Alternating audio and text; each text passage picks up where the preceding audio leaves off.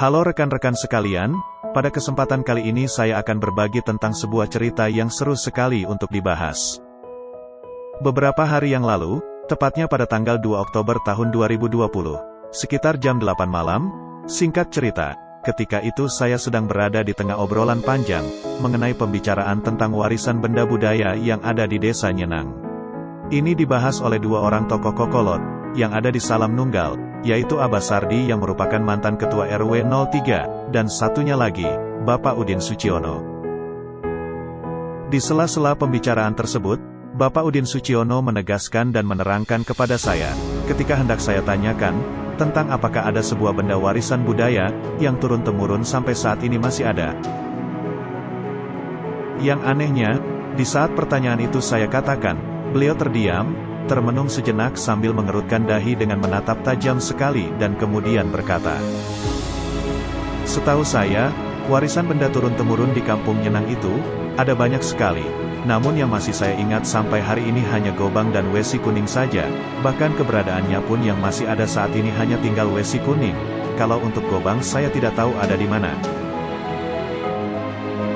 Dari pernyataan beliau tersebut, saya menyimpulkan dan mulai mengkaji. Alhasil bisa kita asumsikan bahwa Wesi Kuning dan Gobang ini memang salah satu warisan benda kampung Nyenang yang benar adanya. Maka dari itu, mari kita tumpas dengan seksama, apa itu Gobang dan Wesi Kuning tersebut. Dimulai dari yang pertama, apa itu Gobang? Setelah riset dan penelitian saya, kata Gobang sendiri yang memiliki arti sebuah pedang atau golok panjang yang agak lebar, tipis dan pendek. Itu yang berarti Gobang adalah sebuah alat untuk memotong sesuatu, yang sifatnya seperti pedang, benda tajam panjang, terbuat dari besi baja, yang panjangnya sekitar 1 meteran. Berbeda dengan hujang ataupun dengan golok pada umumnya, Gobang Nyenang ini memiliki ciri khas tersendiri. Konon katanya, Gobang Nyenang ini dapat memancarkan aura yang mengintimidasi, dan kerap kali memiliki efek samping terhadap penggunanya.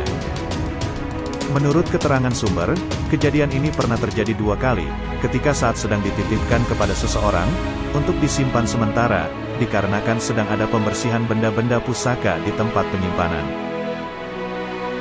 Di saat orang yang ketitipan itu hendak ke hutan untuk mencari kayu bakar, ia menggunakan Gobang tersebut karena yang ia rasa hanya sebuah golok biasa untuk dipakai sebagaimana mestinya.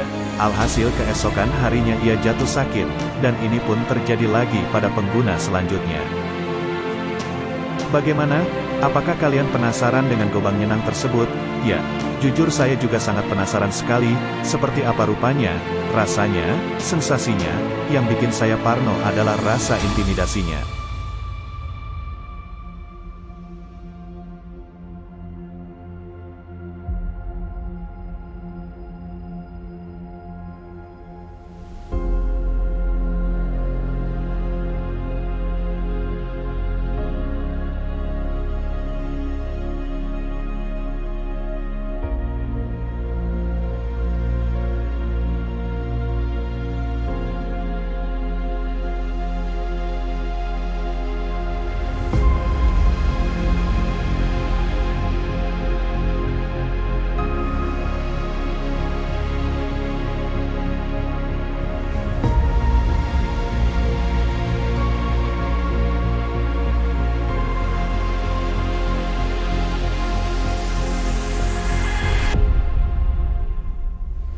Baik, sekarang yang kedua adalah Wesi Kuning. Seperti namanya, warisan benda budaya Nyenang Wesi Kuning ini sederhana sekali. Kata pertama Wesi, yang diambil dari bahasa Jawa yang berarti besi, dan kata kuning, adalah merupakan perwujudan dari warna benda tersebut. Kita sebut saja sebuah bongkahan besi yang berwarna kuning. Sederhananya sebuah besi kuning, memiliki panjang kurang lebih sekitar 5 cm. Wesi Kuning Nyenang ini, bukan sebuah jimat yang memiliki kekuatan gaib, ataupun benda yang sering kita dengar memiliki kedahsyatan atau kesaktian tersendiri pada umumnya. Benda tersebut pada zamannya hanya dipercaya dapat menyembuhkan berbagai penyakit dengan esensi perantara dari Allah Subhanahu wa Ta'ala, karena hanya Allah Subhanahu wa Ta'ala lah yang maha menyembuhkan. Sebelumnya saya ingin mengatakan pemberitahuan terlebih dahulu. Hati-hati rekan-rekan sekalian dalam berpikir. Jangan asal main simpul. kita harus melihat lebih dalam untuk mengetahui sesuatu yang di luar kemampuan kita. Agar kita selalu bisa terhindar dari perbuatan kemusyrikan yang dimurkai Allah Subhanahu wa Ta'ala. Baik, mari kita lanjutkan. Jika dilihat dari umurnya, menurut sumber pun, ini tidak diketahui, karena benda warisan tersebut sudah ada sebelum mereka lahir. Sekilas memang tidak ada yang spesial dari benda ini. Lah, terus kenapa ini bisa jadi sebuah benda warisan yang turun-temurun? Apa hebatnya dari benda ini? Apa manfaatnya? Setelah saya cari informasi sana-sini, belusukan sampai kebon-kebon, dan tim pencari fakta pun menghasilkan nihil. Jawaban yang dicari masih belum cukup memuaskan. Kemudian akhirnya saya dan rekan-rekan saya coba berpikir, dan merenungkan lagi maksud dan tujuan nenek moyang kita, mewariskan benda tersebut. Yang kita tahu di sini secara umum bahwa besi kuning adalah campuran dari 7 logam yang berbeda-beda, yakni besi, emas, perak, tembaga, nikel, perunggu, dan timah. Pada video sebelumnya juga kita sudah bahas tentang sejarah Nyenang yang terbentuk dari 7 muara mata air Tampian. Apakah ini kebetulan semata? Atau adakah secret message yang ingin pendahulu sampaikan kepada kita? Secara sifatnya, 7 campuran logam tersebut menghasilkan besi kuning yang keras, dan sulit dipatahkan tentu jadi kelebihannya. Walaupun kuat dan tak terpatahkan, ia bisa menyesuaikan kapan harus mengubah diri sesuai keadaan. Ia akan membengkok ketika dipanaskan, ia pun juga akan meleleh ketika dibakar. Nah, bagaimana dengan kita? Kita juga harus bisa seperti besi kuning ini, harus bisa kuat dalam menjalani hidup, prinsip yang kokoh, dengan mematuhi aturan berpikir logis, yang bisa menyesuaikan diri dengan berbagai keadaan zaman yang semakin sulit. Dengan begitu, kita akan ditempa menjadi pribadi yang tangguh, tidak merasa lemah terhadap sesuatu yang terjadi menimpa kita. Lalu sekarang di mana keberadaannya benda besi kuning Nyenang tersebut? Saat ini, dititipkan di kerabatnya Bapak Udin Suciono, tepatnya di Kampung Cipedang, Marga Laksana, Kecamatan Cipendei, Kabupaten Bandung Barat. Ini semakin menarik. Pecahan demi pecahan sejarah Kampung Nyenang mulai terbentuk seperti puzzle yang harus kita sambung. Dan setelah itu apa?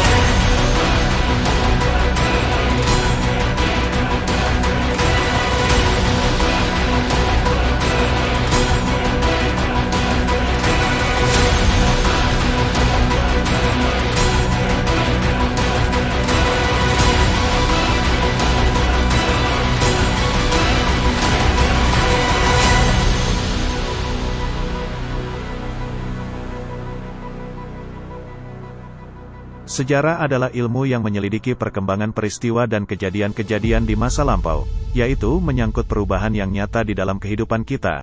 Bukan tanpa alasan, mempelajari sejarah dapat memberikan manfaat tersendiri.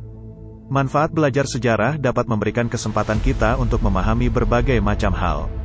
Mulai dari identitas suatu masyarakat kita, hingga dapat memahami masalah yang terjadi di saat ini.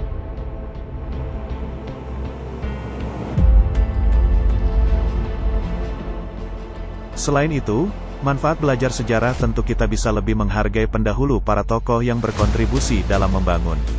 Sehingga nilai-nilai inilah yang dapat membangun rasa kebersamaan kita dan mendorong untuk melakukan kontribusi baik pertumbuhan dan penghargaan pribadi.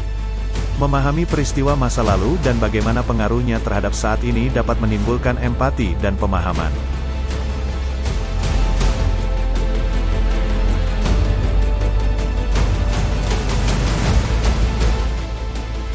Mungkin kita cukupkan sampai di sini saja terlebih dahulu.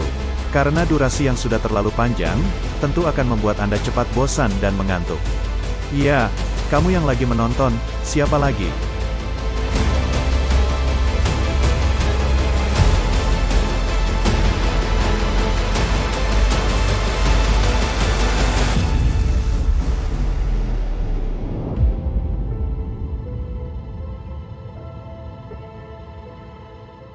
Sebelum mengakhiri video ini, saya ingin berterima kasih kepada kalian, atas waktu, juga kuota data yang kalian sempatkan untuk menonton video ini.